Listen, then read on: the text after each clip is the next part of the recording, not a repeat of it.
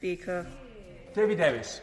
Thank you, Mr Deputy Speaker. I rise to speak the amendments and new clauses tabled in my name and the names of other honourable and right honourable members. They are amendments 32 to 34 and new clause 31.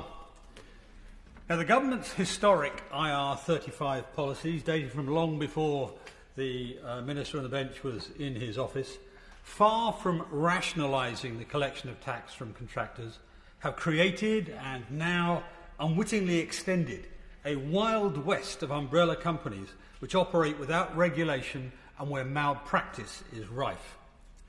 This malpractice has seen contractors forced to operate through non-compliant umbrella companies that maximise their own profits by using sleight-of-hand tactics. This includes misrepresenting tax thresholds, skimming off pension contributions and other payments such as the apprenticeship levy, forcing contractors to opt out of their rights as agency workers and withholding billions in holiday pay that is legally due. Now, the government's policy to date has triggered the increased proliferation of mini umbrella companies. BBC's Radio 4 File on 4 found 48,000 of these companies have been created in the past 5 years. The fact that policies in this area are flawed is proven beyond doubt by the fact that HMRC are having to deregister 22,000 of these umbrella companies. 22,000. The frauds involved here cost the taxpayer hundreds of millions of pounds every year in lost tax. But as well as that, the boom of these non-compliant companies is that legitimate umbrella firms are being actually run out of business by them. The illegitimate umbrella companies, making most of their profits through appropriating funds through tax scams, withholding holiday pay, skimming from apprenticeship levies and the like, are driving those honest firms out of business. There exist, Mr Deputy Speaker, comparison websites which contractors will look at and see what they, which umbrella company they could do best with. And of course, the ones that look best to them are the ones who make their money out of illegitimate mechanisms. I give way to the Honourable Lady. I thank the Honourable Member for giving way, and would he agree with me that some well overdue changes to Companies House approaches would be very welcome, and the government is taking an awful long time to get round to it? I have a lot of sympathy with what the Honourable Lady says. There are many ways to attack this. I'll mention one or two of them. Some of them are the proposals I have here, which build in some changes to that effect. But there are many ways to make sure that these scams can't happen. And we need to undertake some of them. To pick an example which I was not going to cite, we understand that something like 40,000 Filipino employees have been taken on to be sort of cheap frontmen for these companies, as directors. These sorts of things do not serve our economy or indeed the contractors well. The Honourable Gentleman is looking at me. Does he want to get intervene as well? Yeah. Thank the Right Honourable Gentleman for giving way, but isn't there also a responsibility on government as client to actually insert into clauses with main contractors that if they are found to be having these practices within their supply chain, that in fact they won't be considered for future contracts. Yeah. Government can actually do this quite rapidly, quite apart from HMRC catching up with what's going on. Yeah. Of course he's right. The first phase of IR35 was about government contractors for government, and this whole Wild West, as I've described it, actually was created serving public services. So he is of course right. But to come back to my point about the illegitimate contractors forcing out of business the legitimate ones, is quite understandable that ordinary contractors will be attracted to a scheme which seems to offer them best terms as contractors. Yet, of course, they'll be unaware when they do that they risk unwittingly entering into unintentional tax avoidance schemes, which is one of the problems that troubles me most. And these contractors, remember, are not fat cats, they're not big bankers, they're not city slickers. They are hard-working, decent people, locum nurses, supply teachers, contractors, whose work is vital.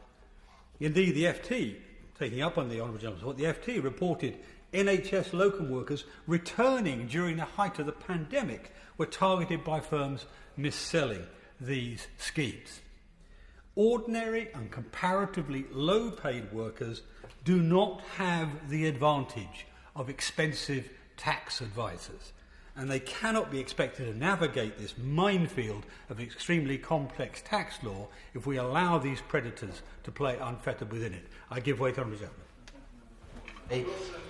And doesn't the situation get even worse when once these tax avoidance schemes have been identified and have been shown to be illegal, that very often it is the people who were conned into operating with the umbrella companies who are penalised. The umbrella companies are walking away with no investigation and no means of holding them to account.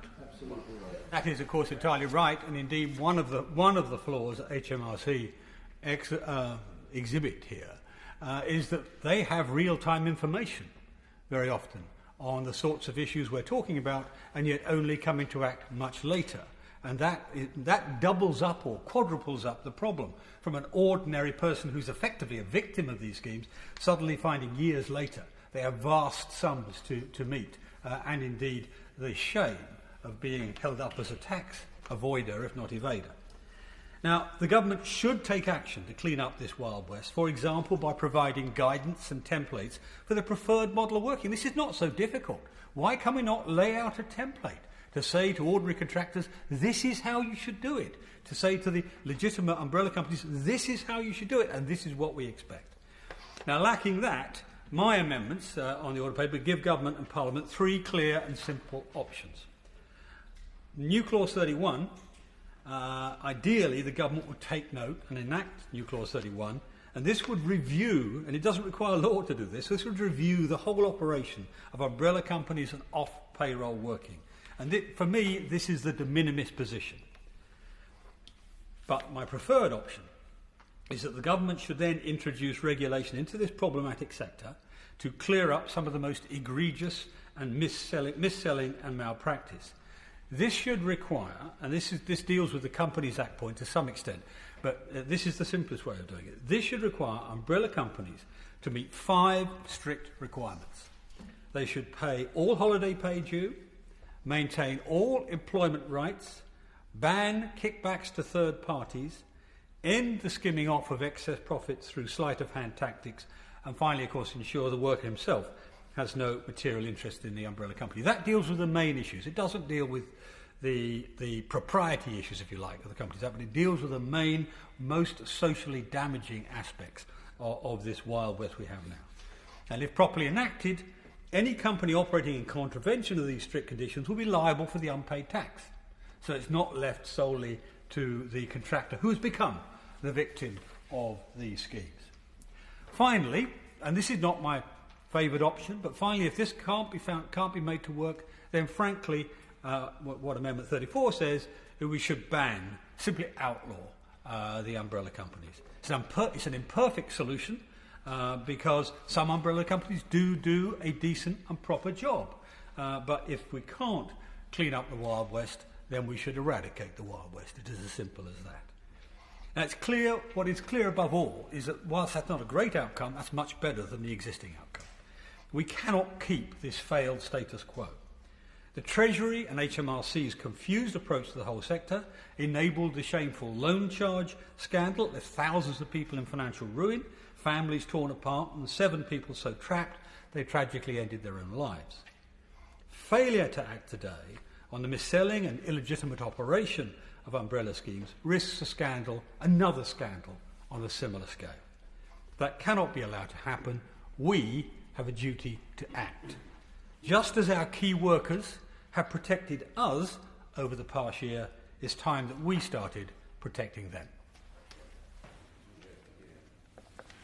Video link.